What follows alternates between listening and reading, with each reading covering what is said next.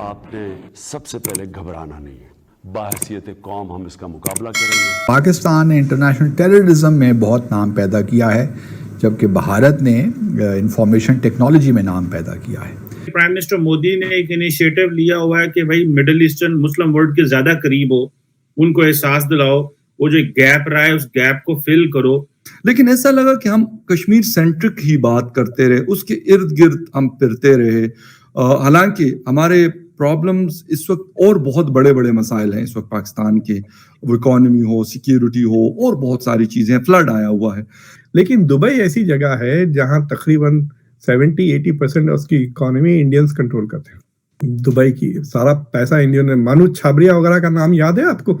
आज से 10-20 साल पहले तो जो ट्रेड है, जो बिजनेसेस वगैरह है, जो जॉब्स करते हैं वहां पर, सारे इंडियंस का बहुत ही ज्यादा रोब है। For India Dubai is like an extension, Mumbai का सबर्ब की तरह हो गया वो।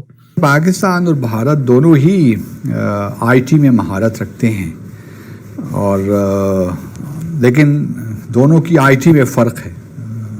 भारत की जो आईटी है वो तो इंफॉर्मेशन टेक्नोलॉजी है। भारत उसमें बड़ी ज़बरदस्त उसने कामयाबियां हासिल की हैं, और देखा जाए तो बात दुरुस्त भी है।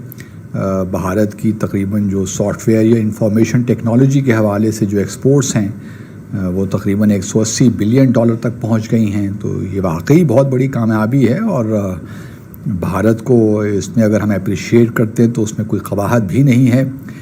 लेकिन साथ में ही उन्होंने अपना तासुब जो है पाकिस्तान के हवाले से वो भी ज़ाहिर कर दिया, और चूँकि वो भारत को करना ही होता है हर हाल में, तो उन्होंने कहा कि जो पाकिस्तान की आईटी है वो इंफॉर्मेशन टेक्नोलॉजी नहीं है, वो है इंटरनेशनल टेररिज्म। तो पाकिस्तान ने इंटरनेशनल टेररिज्म में बहुत नाम पैदा किया है, जबकि भारत ने इंफॉर्मेशन टेक्नोलॉजी में नाम पैदा किया है। अब मैं इस बारे में बंदा कहे भी तो क्या कहे, क्योंकि जहाँ तक आईटी का ताल्लुक़ है तो उसमें पाकिस्तान ही पीछे नहीं है। हमने भी पिछले कुछ सालों में, अगर आज से 4-5 साल पहले हमारा सॉफ्टवेयर जो था, अगर हमारी एक्सपोर्ट्स कुछ भी नहीं थी, तो आज पाकिस्तान भी $3-4 बिलियन की एक्सपोर्ट कर रहा है। तो हम भी आहिस्ता आहिस्ता इस सेक्टर में महारत हासिल कर रहे हैं। ट्रेलर कहिए कि अगर India becomes one of the top 2 और 3 पावर्स इन द वर्ल्ड, तो किस किस्म के नॉर्म्स, किस किस्म का एजेंडा सेटिंग होता है। अमेरिका हमेशा 2 चीजें पुश करता है, वेस्ट की सिक्योरिटी और इकोनॉमिक ओपननेस।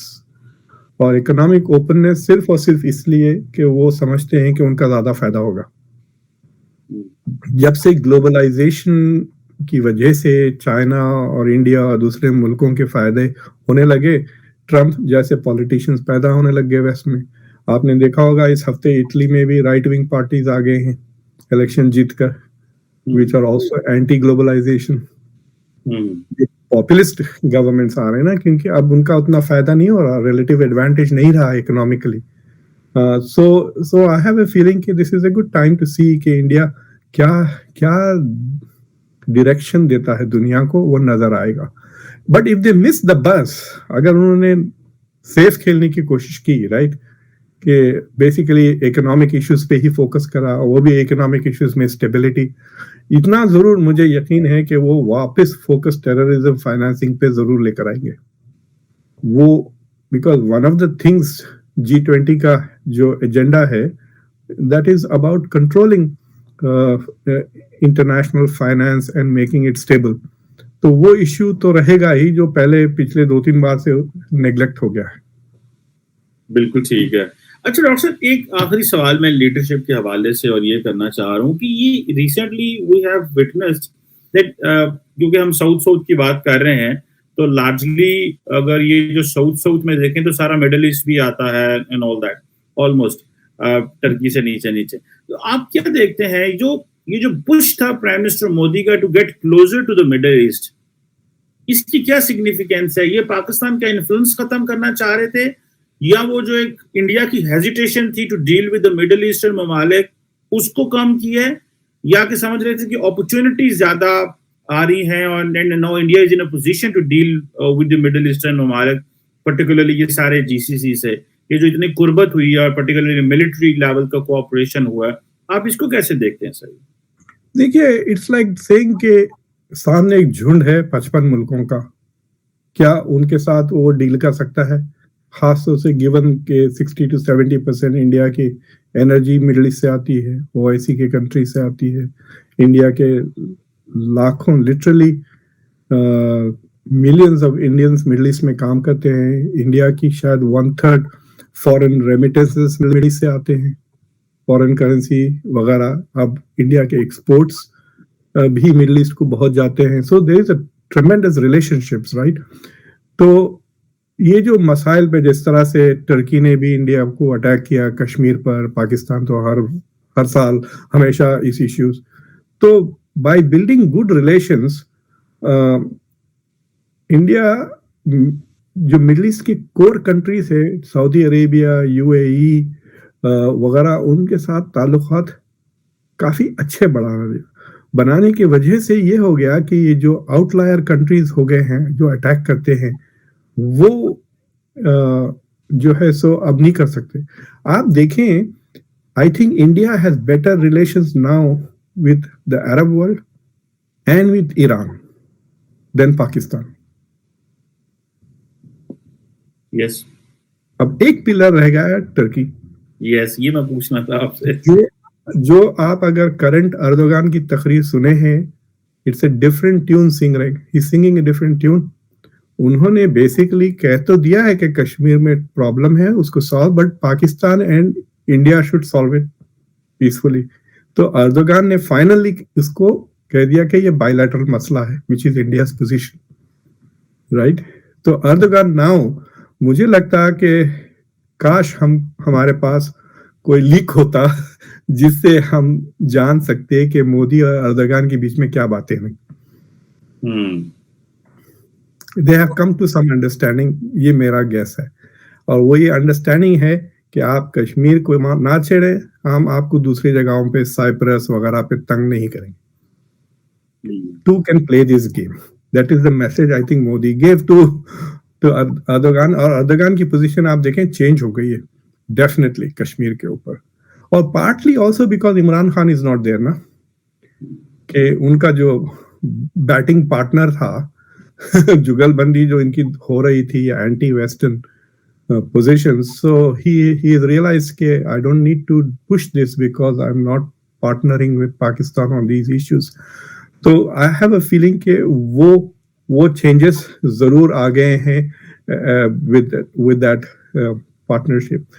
तीसरी चीज ये आपको ये याद रखना चाहिए कि इंडिया की जो पिछले 10 साल में है, थोड़ा सा स्टैचर फंडामेंटली चेंज हो गया है कि India is not a free rider anymore. Yes, है ना? आपको याद होगा कि हम लोग जब दोस्तों के साथ खाने पे जा रहे हैं, मूवी पे जा रहे हैं, हमको पता चलता है कि ये दो कभी कुछ भी पे नहीं करेंगे, इनकी टिकटें भी हमको लेना पड़ेगा, इनका खाना भी हमको लेना पड़ेगा, फिर जाते जाते इनको घर पे ड्रॉप करते हुए जाना पड़ेगा, राइट? लेकिन अच्छा बंदा है, मजे का है, जोक्स वोक्स मारता है, तो उसको हम साथ रख लेते थे। India is not like that. They will also पे the bill, they will share their burden. So India is not a financial burden to any of the countries who are partnering. In fact, can be a benefit, क्योंकि trading partner है। आप देखें कि ये CAA के बाद में जो प्रोटेस्ट हो रहे थे इंडिया में, उसके बाद भी सऊदी अरब ने इंडिया में बहुत ज्यादा इन्वेस्टमेंट्स किए। और इन्वेस्टमेंट्स बहुत इंटरेस्टिंग चीज होती है। जब कोई मुल्क आपके इकोनॉमी में इन्वेस्ट कर देता है बहुत ज्यादा पैसे, तो उनका इंटरेस्ट बन जाता है कि आप इकोनॉमिकली सक्सेसफुल हो, क्योंकि उनका इन्वेस्टमेंट वरना डूब जाएगा। So now that they are investing in India, they have an interest in making sure कि इंडिया is safe। तो इंडिया को आइसोलेट करने या इंडिया की क्रिटिसिज्म, आपने देखा इस बार कोई मिडिल ईस्ट कंट्री ने कुछ नहीं कहा इंडिया को एट द UN, एक लफ्ज नहीं कहीं से सुनने में मिला। वो बोल, it is not in their interest anymore to say this ना। पहले ये और बात था कि पाकिस्तान की सिक्योरिटी की जरूरत थी। आपको पता है जियाउल हक रियाद में बैठते थे 50,000 पाकिस्तानी ट्रूप्स लेकर। 1968 में यासर अरफात जॉर्डन को कब्जा करने की कोशिश कर लिए थे, पता है आपको? 1968 PLO tried to capture Jordan. तो जियाउल हक पाकिस्तानी फौज को लेकर जॉर्डन में जाके यासर अरफात की पिटाई की है। कई फलस्तीनी अच्छी खासी पिटाई की फलस्तीनियों की, राइट?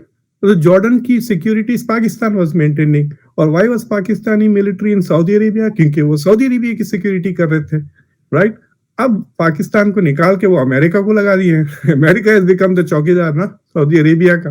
मैं मजाक से कहता हूं the American president is the वो कहते हैं ना, क्या कहते हैं वो सऊदी अरेबिया के किंग को, the custodian of the two holy mosques. Holy mosques.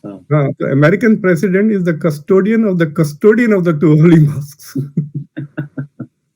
Right? हम प्रोटेक्ट करते हैं उनको, हमारी फौजें प्रोटेक्ट करती है अब सऊदी अरेबिया को।